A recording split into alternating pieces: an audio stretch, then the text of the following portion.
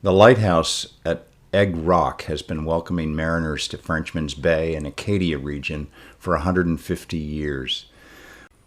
Looking east from the summit of Mount Cadillac, we see the Schoodic Peninsula in the distance and the home to Winter Harbor. We begin our ride on Beach Road, leaving Grindstone Neck as we pass the mooring field for the Winter Harbor Yacht Club. On my right, you'll see the remnants of an old saltwater swimming pool and a lobster boat out in the harbor.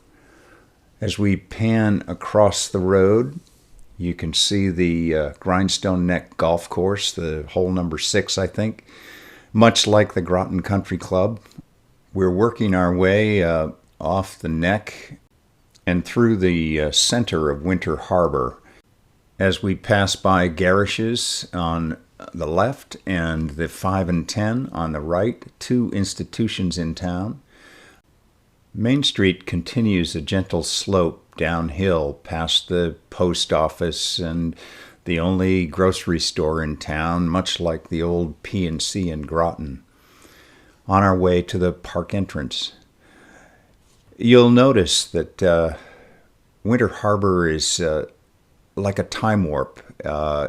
Unlike its very busy neighbor on the other side of the bay, Bar Harbor, it's like going back into the 1950s. It's a wonderful, wonderful isolated place. Here we are at the entrance to Acadia National Park. The entrance is a short, steep grade that you might want to take on foot. I will meet you at the Visitor Center exit. I think the sign says it all. We're going left. This is the Park Road. It's two-way road here, but soon turns into a one-way road. We're approaching a wonderful downhill as we enter the park, and I'm going to just be quiet and let you enjoy the scenery.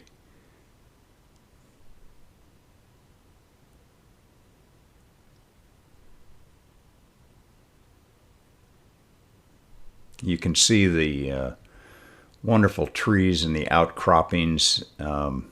This is a beautiful part of the world. The glaciers have left this for us.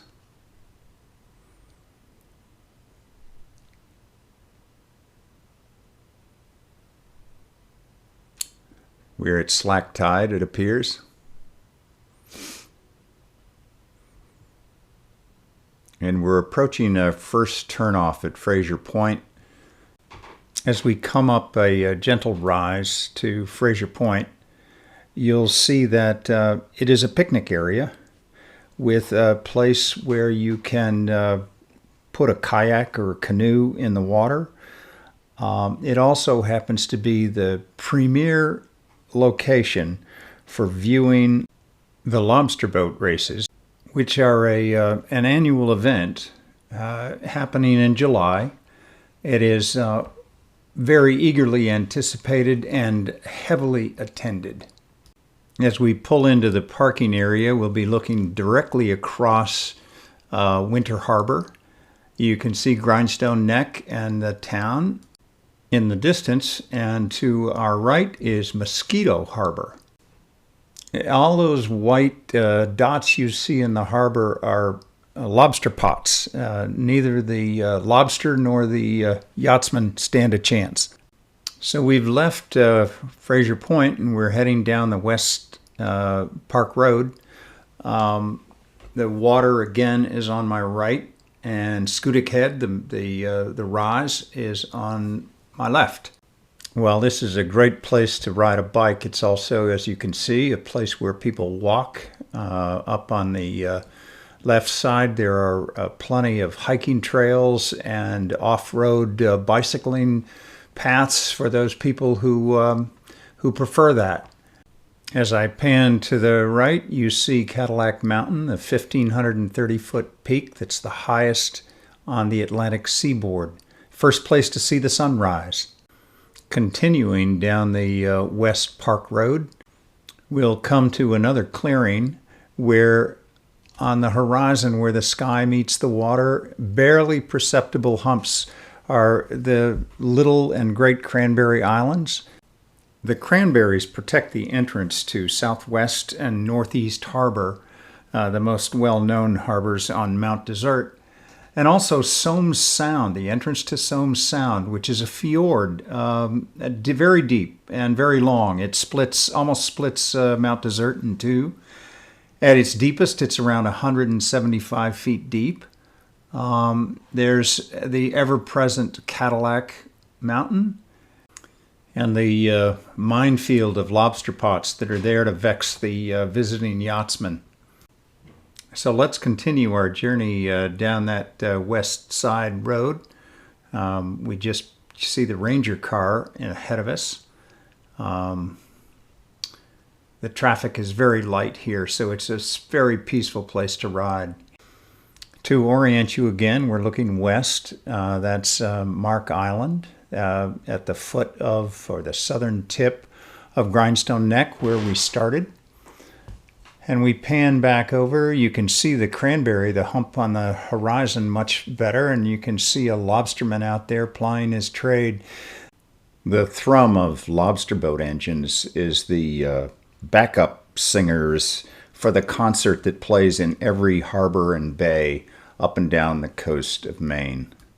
Lobstering is a very hard way to make a living, made more difficult these days by the trade wars between the United States and China. The Maine lobster industry has suffered from that without the subsidies that the farmers get. Unlike the sandy shore and coast of Massachusetts, the coast of Maine is very rocky. This is typical. If your boat goes aground, it can turn into a very expensive afternoon. Let's get back on the road. Any visit to a national park, any one of our national parks, is enhanced by the park rangers. They are, speaking of the devil, there's one going by now. They are friendly, knowledgeable, and eager to help. While we continue working our way to the point, let me share a little bit of the park history with you. Samuel Champlain explored this area in the early 1600s. He was in his late 30s. And of Schoodic, he said, nice harbors, poor timber, and a hard place to live. Almost 300 years later, it was set aside as Lafayette National Park. In 1929, it was renamed Acadia National Park, covering an area of about 5,000 acres. Through the vision, determination, and philanthropy of William Bingham, John Moore, and John Rockefeller, Acadia National Park now covers 50,000 acres. At 2,000 acres, the Schoodic is but a small portion of that.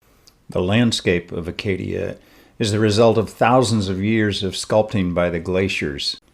Notwithstanding Champlain's opinion, Native Americans have inhabited the land we call Maine for over 12,000 years. Today, 4 distinct tribes, the Maliseet, Micmac, Passamaquoddy, and Penobscot, are known collectively as the Wabanaki, or the people of the Dawnland.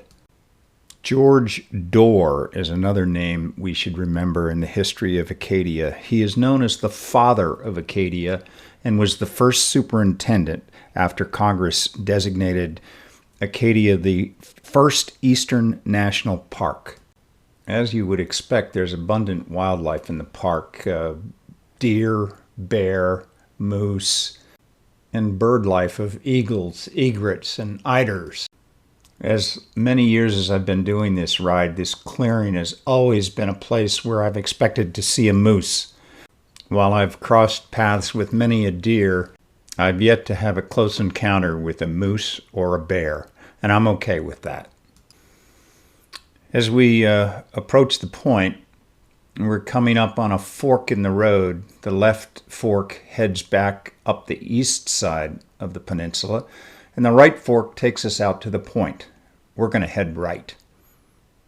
As we head out the point road, the water is on my left, and you see those black dots. Those are eider. That's a creche of eider, a sea duck common to the coast. I think it's called a creche. As the camera pans to the right, we're looking east out into the Gulf of Maine. You can see the surf pounding against the rocks.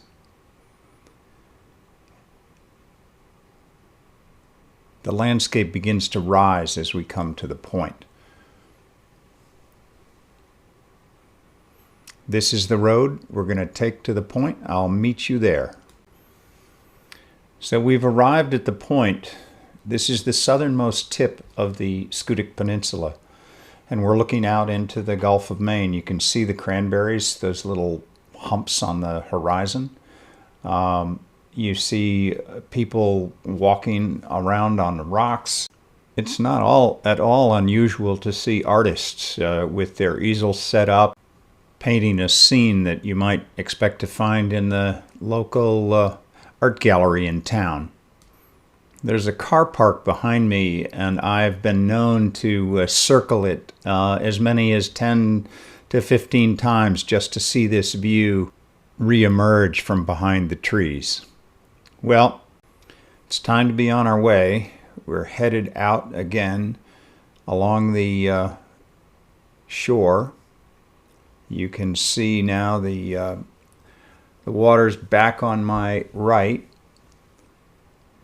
You'll also notice that it's very, very rocky and a little steeper on this side than it is over on the west side. We're coming up here shortly to the Schoodic Institute. This used to be a Navy base. In 1917, John D. Rockefeller persuaded the U.S. Navy to relocate an observatory that was presenting an obstacle to plans that he had for Mount Desert. The Navy base closed in 2002, dealing an economic blow to the area. In 2004, originally conceived as a nonprofit partner to Acadia National Park, it's one of 18 such learning centers scattered around the United States. Let's take a little detour up and I'll show you Rockefeller Hall.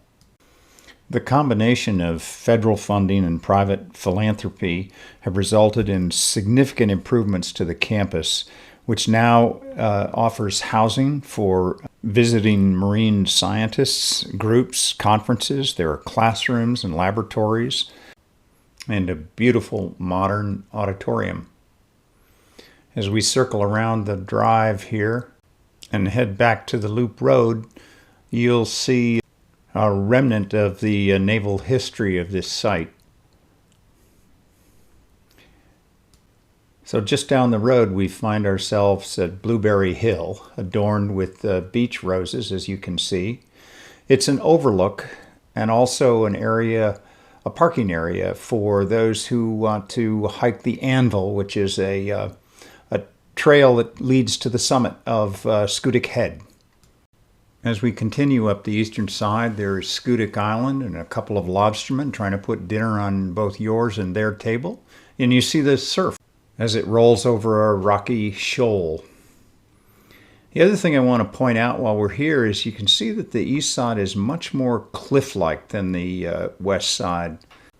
No doubt the work of the glaciers.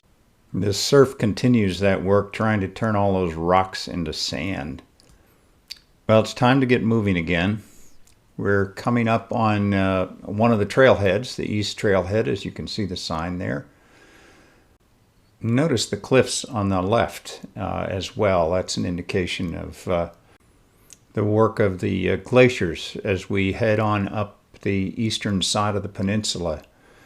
This next stretch where there's a gentle downhill, it is beautiful. I'm just going to be quiet and let you enjoy it.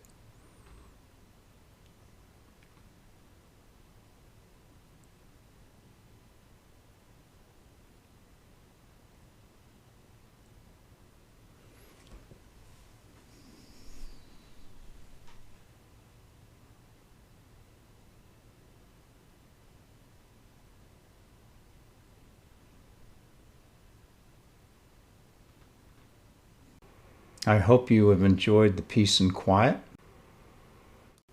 As we approach the park exit, you'll notice that we're getting further inland and things flatten out quite a bit. We're about 11 miles, just a little over 11 miles into this ride. I'm going to see if I can pan down and show you what I see from the saddle of my bike. Those of you who know me know that I'm into metrics, and this tells you that I've slowed down to about 11 miles an hour, and I'm pedaling at about 85 RPM or so. So on my left is a tidal pool, another one of those places where I'm eternally looking for moose and have been disappointed forever. We're about to exit the park. The next thing you see will be Schoodic Harbor. Take a look over on the right and you'll notice, just to give you an idea of the extent of the tides. Tide is out. Over here on the left you'll see lobster pots from the lobsterman who lives in this house we're about to pass. You'll see his boat is up on the hard. He's been working on it for the last month or so. We're on a newly paved road, very lightly traveled, that will take us back to Birch Harbor. At Birch Harbor, which is essentially just a intersection, to finish the loop and head back to Winter Harbor, we would turn left. What we're going to do is turn right, and I'm going to take you to Corea. That's Corea with a C, C-O-R-E-A. It's a working fishing town and a nice way to end my ride. So we've turned right and we're heading into Prospect Harbor on our way to Corea. This is the numbered road that I mentioned in the article. It is still very lightly traveled. What we're looking at here is a lobster cooperative. This is a working harbor. You'll see the working fishing fleet out in the harbor in just a second here. There we are. Notice all the dinghies, which tells you that the lobstermen are out, and that's how they get back to land when they return.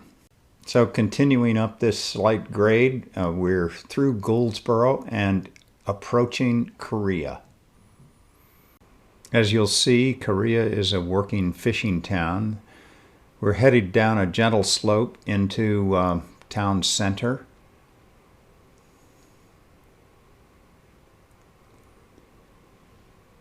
Passing the post office, through town, looking out over the harbor. You can see the tides out, you can see the lobster pots on the dock.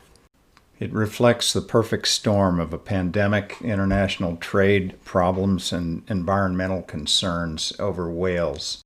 Well, we've gone through town, and I've reached Cranberry Point and run out of paved road, so this is where I turn around.